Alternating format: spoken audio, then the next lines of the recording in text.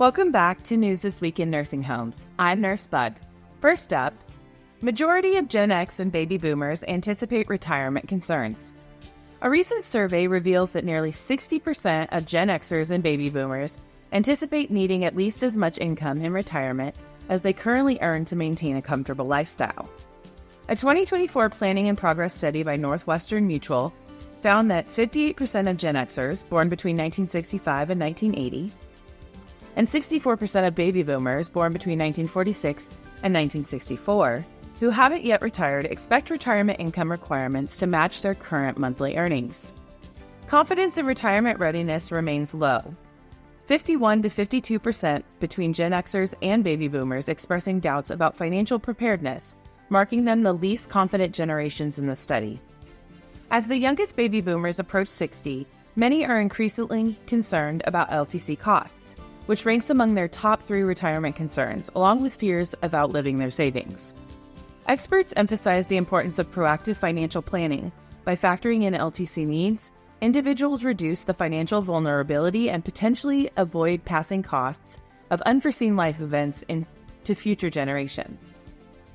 Comprehensive financial planning is viewed as key to enabling aging gracefully while securing financial stability for themselves and their families.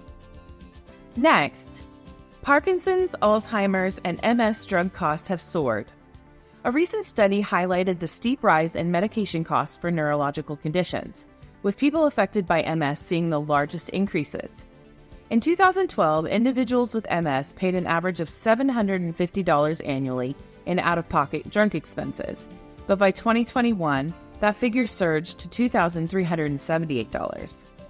Researchers examined drug costs for patients with neurological conditions such as Parkinson's, Alzheimer's, epilepsy, peripheral neuropathy, and MS, covering a sample of over 500,000 people from 2012 to 2021.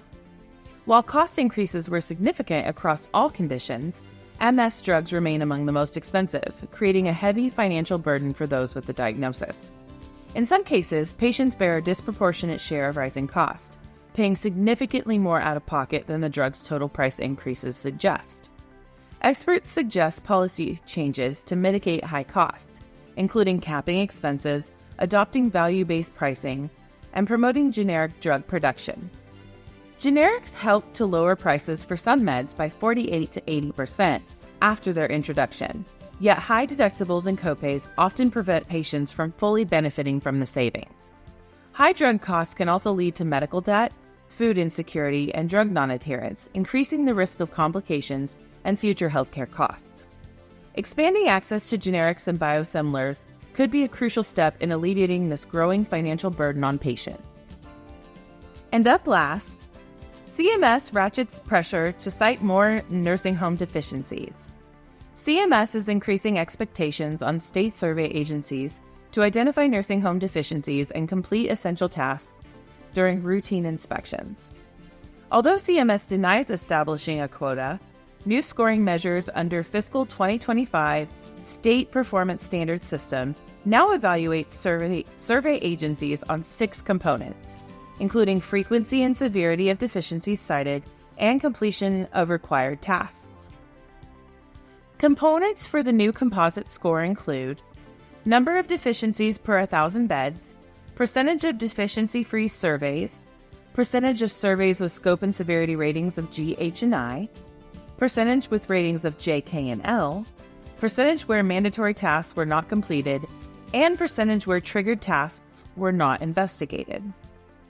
CMS clarified low scores will trigger a requires research designation, requiring states to investigate and discuss potential issues with CMS, but not immediate sanctions. Survey agencies scoring under 120 points will undergo review, while those scoring 120 or above are exempt from further assessment. This new approach follows CMS's expanded enforcement authority, allowing penalties on both a per-day and per-instance basis, aiming to standardize quality across states.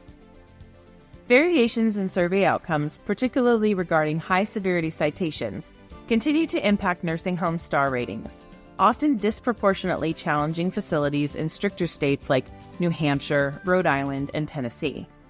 To streamline processes, CMS retired 2 previous metrics, including a measure on survey upload timeliness, now improved by the IT's reporting system. The agency also reinstated a comparative survey measure to assess survey agencies' performance against CMS's own inspections. Recognizing survey delays from COVID-19 backlogs, CMS will grant flexibility to survey agencies this fiscal year regarding survey timeliness and relax certain statewide average recertification requirements. Ultimately, CMS's emphasis aims to hold both nursing homes and enforcement agencies accountable, promoting consistency and quality in the recertification survey process across the U.S. Thank you for joining me for News This Week in Nursing Homes. To get more of QSource news and info, visit qsource.org to view podcasts, sign up for the newsletter, and remember, for all of your quality improvement needs, call the Q.